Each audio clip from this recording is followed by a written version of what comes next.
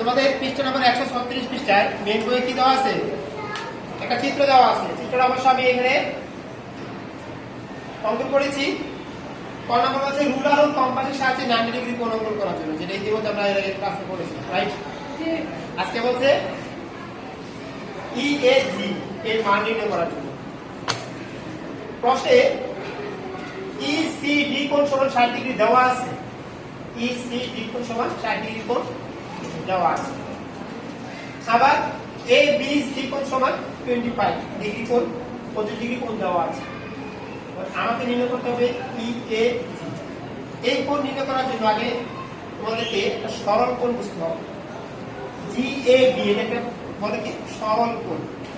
এই সরল কোণের মান হলো কত? 180 ডিগ্রি। অর্থাৎ GAB এর একটা সরল কোণ। এই সরল কোণের মান হলো 180 ডিগ্রি। এটা মাথায় রাখতে হবে। তাহলে যেহেতু EAG এই কোণটা নির্ণয় করতে বলছে, তাহলে প্রথমে আমার এই কোণটা বের করতে হবে। EAB এই কোণের মান যদি আমি বের করতে পারি, তাহলে 180 থেকে EAB এর কোণ বিয়োগ করলেই আমাদের উত্তর হয়ে যাবে। অর্থাৎ আমাকে প্রথমে বের করতে হবে EAB। এই কোণটা আগে বের করতে হবে, কারণ এই যে সরল কোণ এটাকে ভাগ করছে এইভাবে। অর্থাৎ এই পাশের কোণটা যখন আমরা নির্ণয় করতে পারবো, তখন 180 থেকে এই কোণটা বিয়োগ করলেই আমাদের EA আর G কোণ আমাদের বের হয়ে যাবে। তখন দেখে আমাদের কি দেওয়া আছে?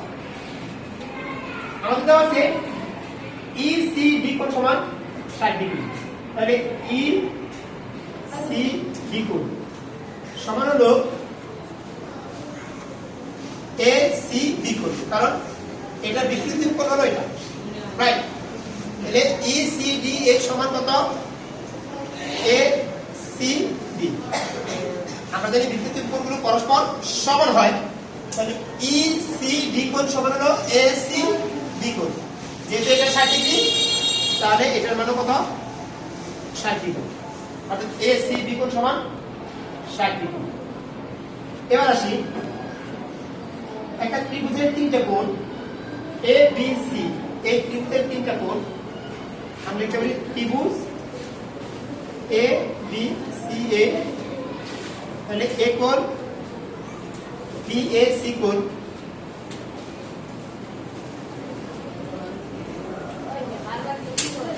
যোগ ABC কোণ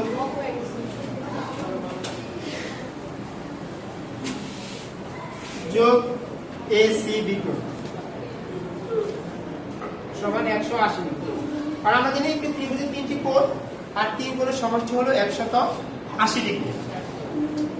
এবার আমি নির্ণয় করব হলো BAC কোণ। BAC কোণ এটা আমার বের করতে হবে। ABC কোণ আমার দেওয়া আছে 25 ডিগ্রি, প্রশ্নে দেওয়া আছে।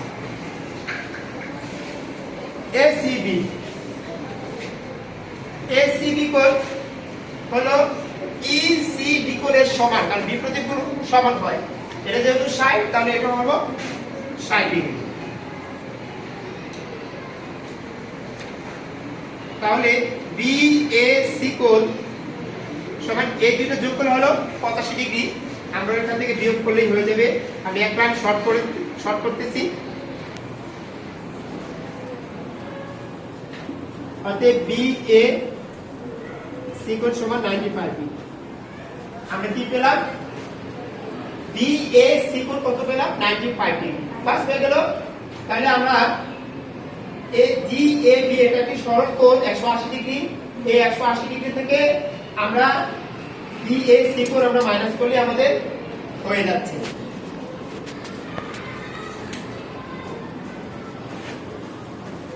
তাহলে আমরা লিখতে পারি, যেহেতু বলছে যে EAG, এখানে লিখি EAG কোণ সমান হলো GAB। এটা কি সরল কোণ 180 ডিগ্রি, যেটা আমি একটু বলেছি। এই 180 ডিগ্রি থেকে এই পাশের কোণটা মাইনাস করতে হবে। অর্থাৎ 180 degree minus BAC2 180 degree minus হলো 95 ডিগ্রি। 180 থেকে 95 বিয়োগ করলে কত থাকে বলো? 80 85 কিভাবে থাকে? 75 থাকে তাই না? কত থাকে? 75 থাকে না? 80 চলে গেলে 100 আর এখান থেকে আর 15 বার, 100 থেকে 15 বাদ দিলে 85 কত থাকে?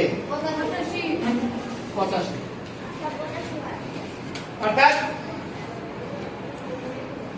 GAB এটি একটি সরলকোণ, এই সরলকোণের আমাদের নির্ণয় করতে বলছে EAG কোণ। যেহেতু এই সরলকোণ সমান 180 ডিগ্রি, তাহলে 180 ডিগ্রি থেকে এই পাশে কোণ যতটাই হোক ওইটা হলো 180 ডিগ্রি থেকে মাইনাস করতে হবে। মাইনাস করলে কিন্তু আমাদের উত্তর হয়ে গেছে। তো সবাই বুঝতে পেরেছো? জি। ওকে।